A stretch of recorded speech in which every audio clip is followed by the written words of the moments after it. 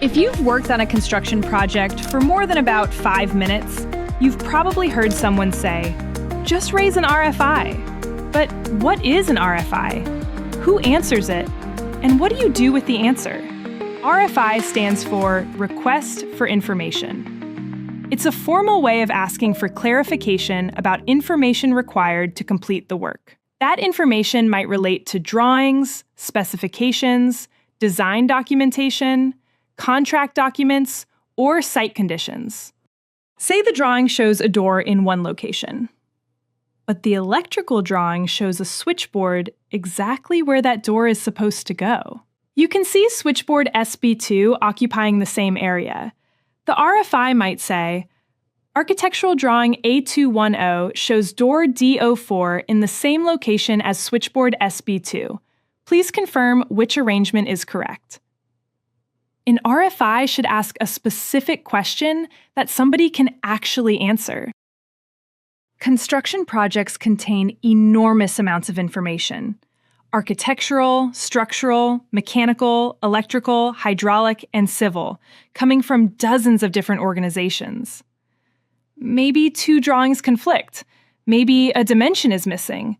Maybe something on site is different. Construction decisions can have consequences, especially when it's work that gets covered up tomorrow. An RFI gives you a clear record of the question, the answer, who provided it, and when. At minimum, I like an RFI to answer 5 things. Number 1, what is the issue? Number 2, where is it? The drawing number, specification section, room number, grid reference, or level. Number 3, what information conflicts or is missing? Number 4, what exactly are you asking? For example, please confirm which detail is to be constructed. Number 5, when is the information required? And don't simply mark every RFI as urgent. Please clarify bathroom wall. Which bathroom? Which wall? What's wrong with it? Which drawing? What decision is required? Drawing A305 indicates the Level 3 accessible bathroom wall at grid C4 as a 92 mm stud wall. But hydraulic drawing H202 shows a 150 mm service penetration requiring additional wall depth. That's going to make it much easier to answer quickly.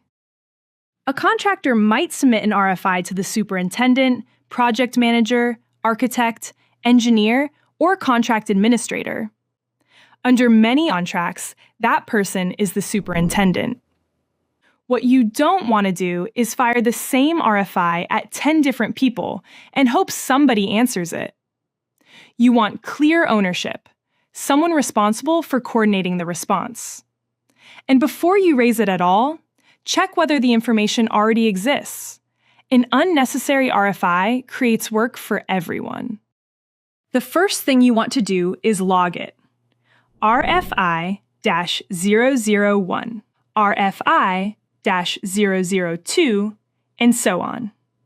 Your register should capture the number, title, key dates, who raised it, who's responsible, the status, and any cost or program implications. The responsible person determines who needs to provide input, and a response is prepared. That response then goes back through the agreed project communication process. And when it lands, ask, did the response actually answer the question? Does anyone need to take an action? Now, this is an important distinction. Say the RFI asks, what color should these doors be? And the specification already says they're black. But say the architect reviews it and decides the doors now need to be relocated. That change could have cost or program consequences. In that case, you may need a formal direction, revised documentation, or a variation, and the exact process depends on the contract you're working under. An RFI resolves a question. It doesn't replace your project's contractual change management process. When the answer comes back, you don't just mark the email as read. Mark the RFI as answered or closed according to your process. Then work the follow-ons. Does a drawing need revision? Does someone need to inspect? Shop drawings? Procurement? Program? A variation? And step back. How many are open? Which are overdue? Who's holding them up? Which affect critical works? That turns the RFI process from administration into actual project management.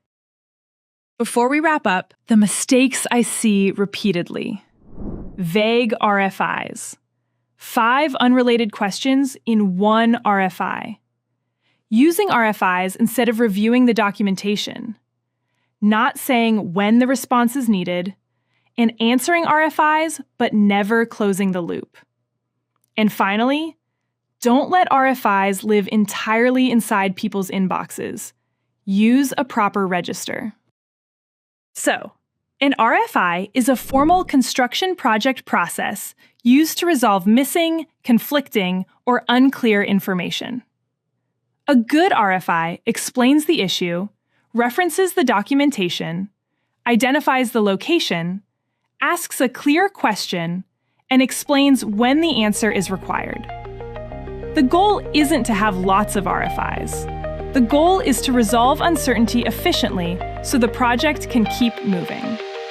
If you found this useful, subscribe to the channel for more content like this, and I'll see you in the next one.